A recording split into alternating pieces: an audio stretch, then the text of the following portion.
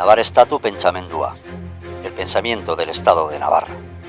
Una ideología natural transmitida durante siglos que ha protegido la existencia de este pueblo. La fuerza del pensamiento de Estado para recuperar nuestro territorio, nuestra libertad personal y colectiva. El pensamiento de un pueblo que recupera su Estado para seguir sobreviviendo.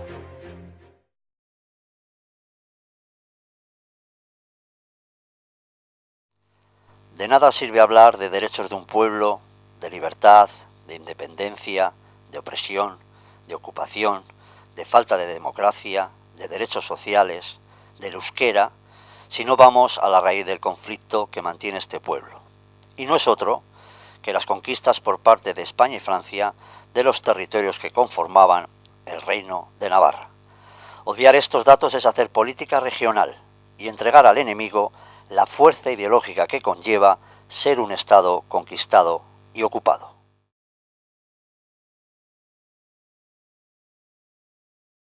Los motores de la recuperación del Estado de Navarra suelen ser personas inquietas que buscan para encontrarse a sí mismo. Cansados del deambular político errático de estos últimos 200 años y refugiados en la búsqueda de nuestra historia, consiguen, al encontrar nuestra estatalidad navarra, completar el puzzle político de nuestro pueblo. Nuestro primer invitado en nuestra sección de entrevistas que iniciamos con este vídeo realizó hace ya más de 10 años ese camino de búsqueda de la razón política que le faltaba a este pueblo para conseguir la libertad. Raúl Arcaya ha plasmado con la publicación de su libro No sin Navarra ese proceso de no retorno hacia el Estado de Navarra como tronco vertebrador de su pensamiento político.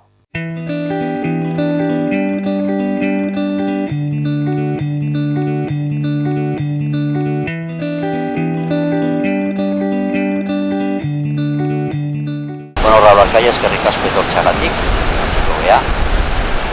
¿Se puede hablar de ocultamiento de nuestra historia por parte del aranismo? Absolutamente. El aranismo, de una manera, yo diría que premeditada, está ocultando nuestra historia. Nos podemos remitir sencillamente a todo lo que tiene que ver con la memoria histórica. ¿Cuándo los pueblos hacen una revisión de su memoria histórica? Cuando, habiendo un conflicto, ese conflicto ha acabado. El conflicto navarro no ha terminado. Entonces, ¿por qué tendríamos que hablar de memoria histórica si todavía estamos enfajados en el proceso de liberación de Navarra, de nuestro pueblo? Con lo cual, aranismo, entendiendo por aranismo todos aquellos partidos como PNV, EH Bildu, incluso la propia ETA, que están defendiendo ese penchamolde, ese paradigma, de alguna manera, evidentemente lo están ocultando. Está habiendo un ocultamiento de nuestra historia, porque si lo que se está diciendo es que hay una Euskal Herria que construir, estamos faltando a la verdad. Hay una Navarra que existió en su día. ¿Por qué ocultamos la existencia de un Estado que algunos no quieren llamar Estado porque se decía que en aquella época no existían? Hablamos de la Edad Media, perfecto.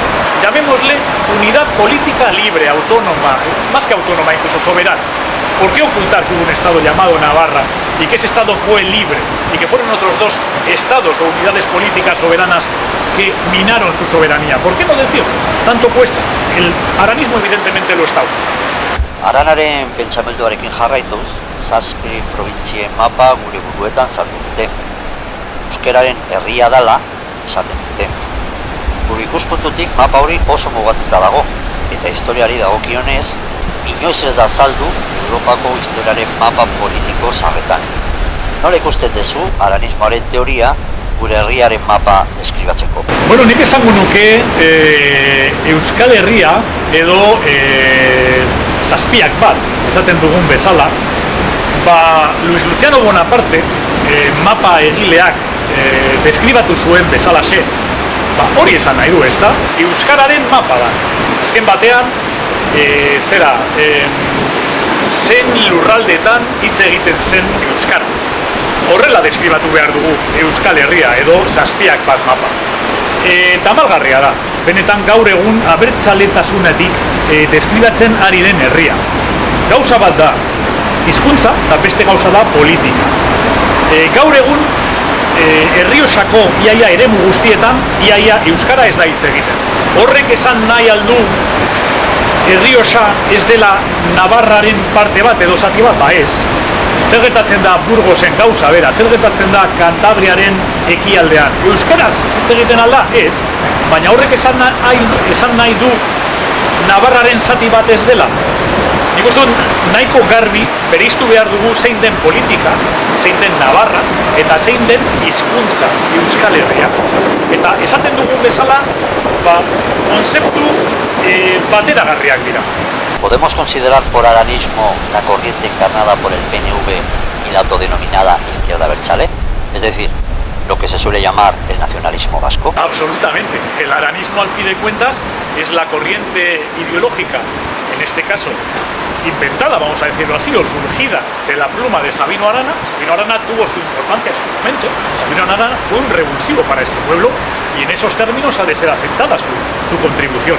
Pero más allá de ahí, es decir, el hecho de que el PNV y H. Bildu sigan defendiendo que el Estado es Euskal Herria, el Estado que hemos de construir, es absolutamente basura si lo comparamos con el presupuesto político que parte de la idea de Navarra, de un Estado libre, de una configuración política nacida del Bacharre, de aquellos primeros navarros que de la mano de Ereco Aritza dijeron: queremos organizarnos políticamente.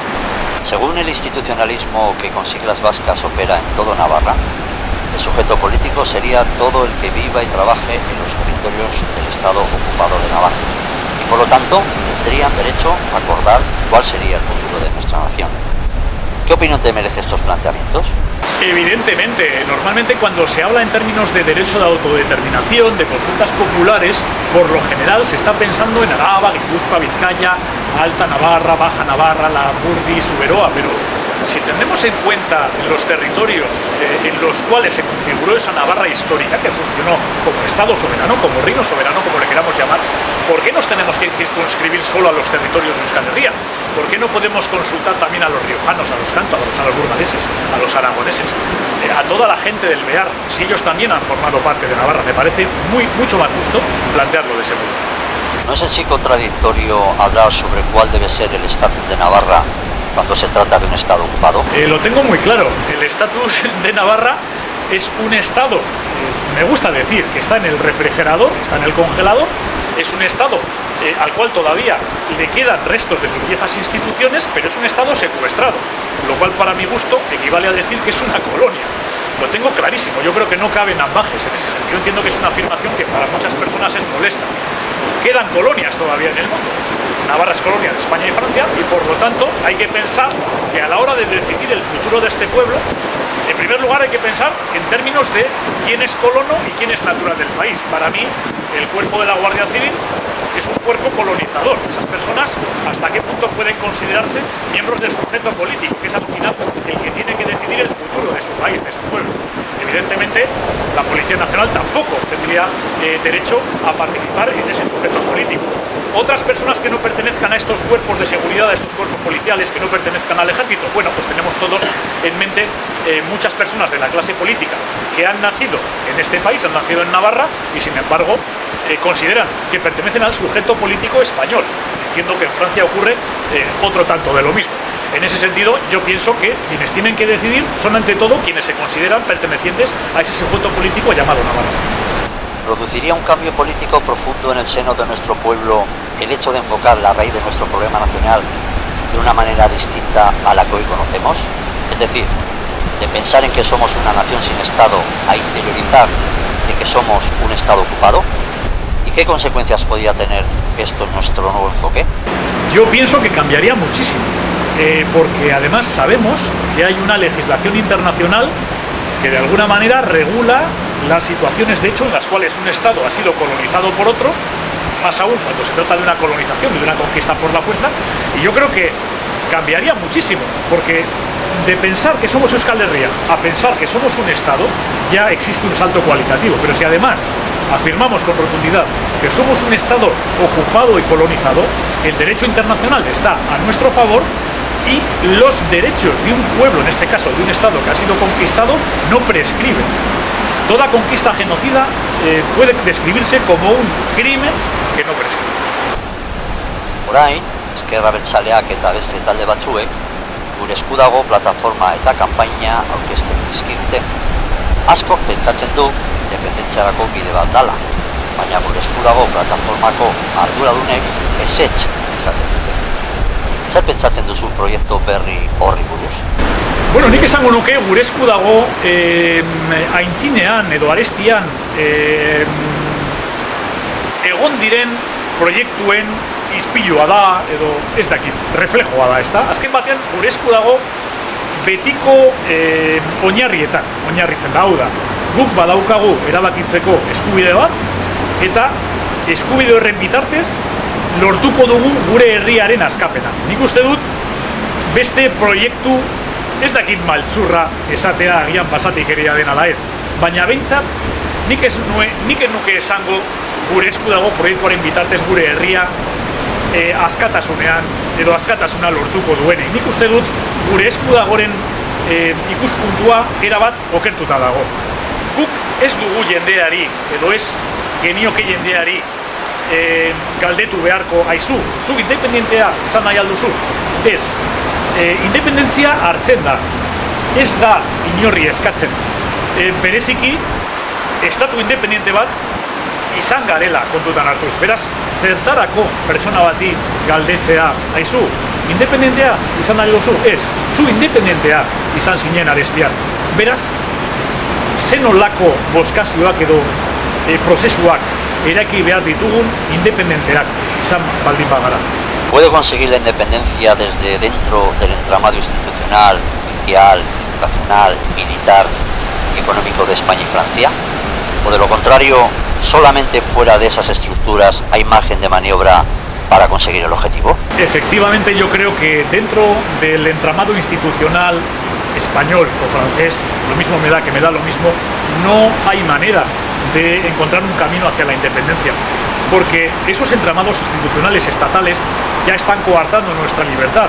Hay toda una legislación que de alguna manera impide que este pueblo, que este sujeto político secuestrado, sea quien tome la decisión, quien construya su futuro, con lo cual yo pienso que es más fácil lograr la liberación de este país a través de cauces que van más allá de esas estructuras jurídico-políticas que dentro de ellas.